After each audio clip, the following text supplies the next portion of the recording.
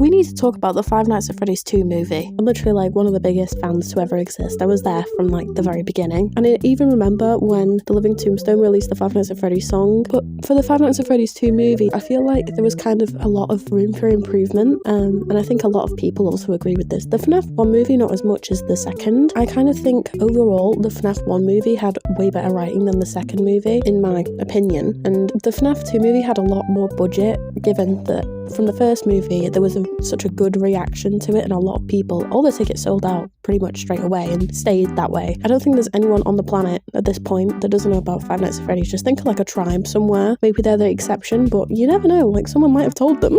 In this day and age, anything's possible. I feel like the story in the second movie though had kind of like a rocky plot, if that makes sense. The writing wasn't that great. I mean, it just seemed really cheesy. Like, yeah, it was gorier, like scarier, but at the same time, it wasn't nearly... The story in the FNAF 1 movie was good, and I think it was like 88% of people have like given it a good review. It's positive. But in the second movie, for example, the fact that the puppet controls all of the animatronics, but yet they all have their own kind of like minds, if that makes sense. Like, they're all doing things at the same time as each other. The puppet's also doing their own thing, and it doesn't really make sense. Like, if one soul is controlling a lot of things, then how can it do so many things at the same time? Like in the FNAF 1 movie, yeah, they all had their own souls and stuff, and I get that the movies are a remake of the games. It's not really exactly the same story, which is why I know a lot of people were mad about the whole Michael situation. Absolute Chad. And I think, I'm not gonna lie, there's a lot of hate towards the actor himself, but I don't see it. He's supposed to be that way. It's the whole point, and it's good that he's given that impression. There definitely are other really good things as well, like the mangle on the car, even though it's kind of like a Tokyo Drift kind of scenario. And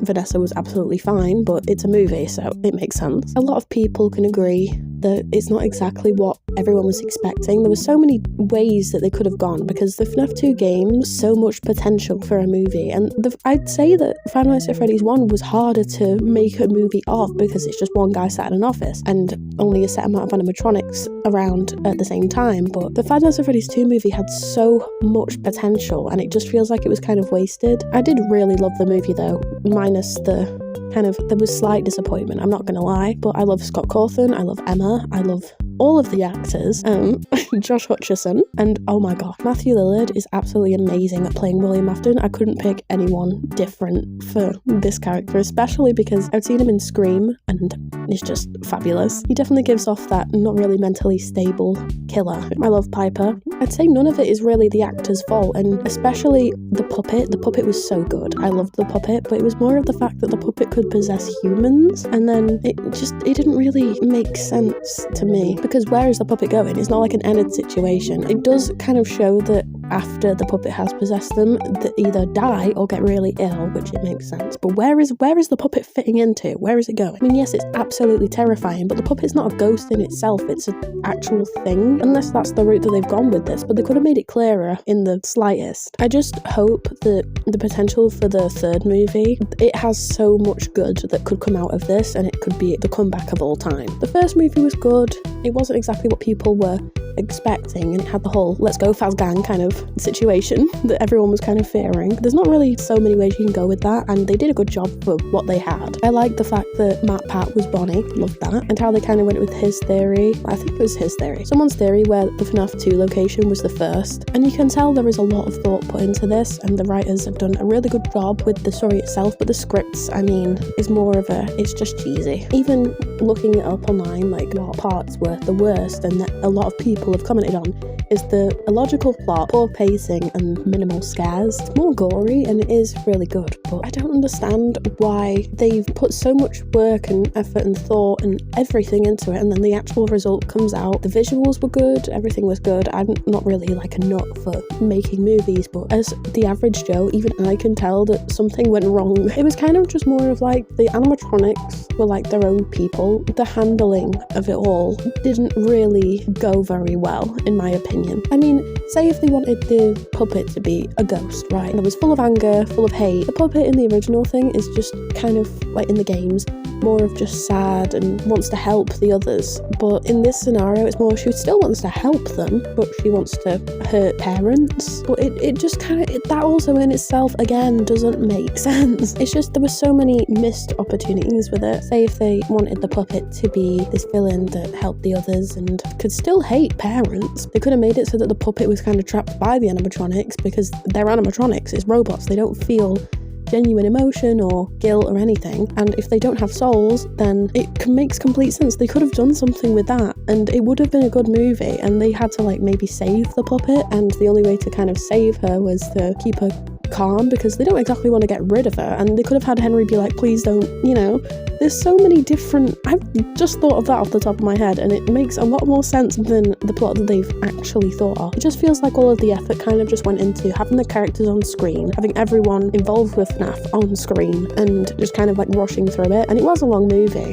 There were bits that could have lasted longer and bits that could have been shorter. I'd say that the part that made me kind of lose interest, and I absolutely love FNAF, but watching the movie, when it got to the part where Toy Chica was kind of like, I just want to see what's going on inside his head, I was like, oh, for God's sake. She keeps saying really cheesy things, and the most was the part where Chica was like, oh, I can't come with you, but at the same time I can, and they're just able to roam everywhere outside of the pizzeria, which the whole point of FNAF is being in the pizzeria, first of all. It felt more like it was directed towards like younger generations, but a lot of the fandom now are like older teens, because everyone's grown up from when they first became fans of Five Nights at Freddy's. They go in and out of phases now and then, but if they were ever a fan, they'll probably see there's another FNAF movie and want to watch it, and then they watch it and then lose interest again. And I absolutely love FNAF. I literally know all of the lore. I know everything. I'm always up to date. I've never lost interest in it, and my phase is forever. It's not a phase for me. But you can tell that the actors tried so hard to make the script, better, but it just didn't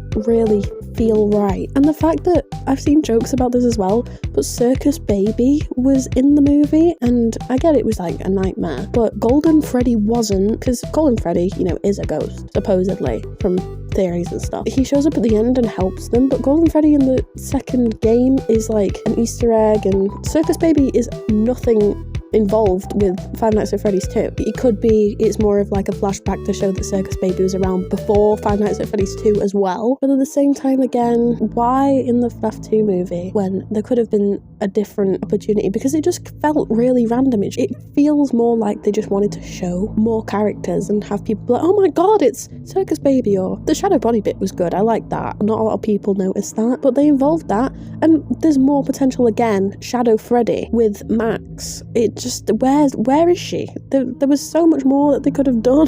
The FNAF 1 movie as well left so much potential for the second movie. The whole movie just feels like a bunch of references rather than actual story. When I say writing, I mean as in the scripts and stuff. Like, it feels all of the effort was more put into the actual set and references, and having all of the YouTubers and everything put into every scene that they could, but then the actual story doesn't really line up, and I don't know how they're going to make all of this make sense in future movies. It'd be really interesting to see how they would, and probably it'd make it actually make sense, because FNAF is confusing and FNAF doesn't really make sense, especially with all the theories and stuff. Even Scott said that so many people made so many theories, and he just kind of lost what he does it like step by step, and I get that. And he's also helped with the movies. Definitely loved the part where Vanessa, not saying that I loved that Vanessa was, rejected by Mike and all of that, but at the end, it kind of gives more story to lead off of for the next movie, and hopefully they use it this time. The part where Mike and Vanessa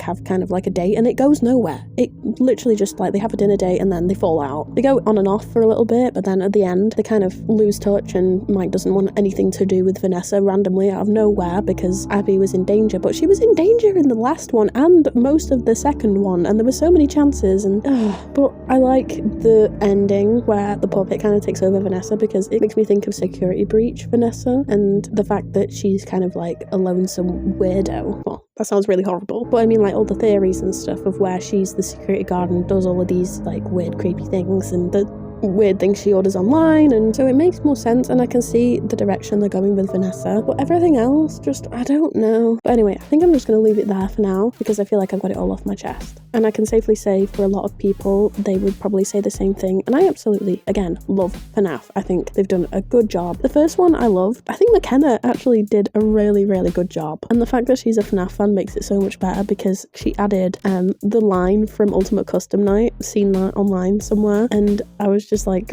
cheesy smiling to myself. I absolutely love McKenna. But yeah, I feel like next movie hopefully would go a lot better than this one. If you want to get any of my art, you can go on my imprint. You want to watch more of my videos, then feel free. Hopefully I'll see you again soon. And yeah, I think that's about everything. Like, subscribe, and I'll see you in the next one. Bye bye.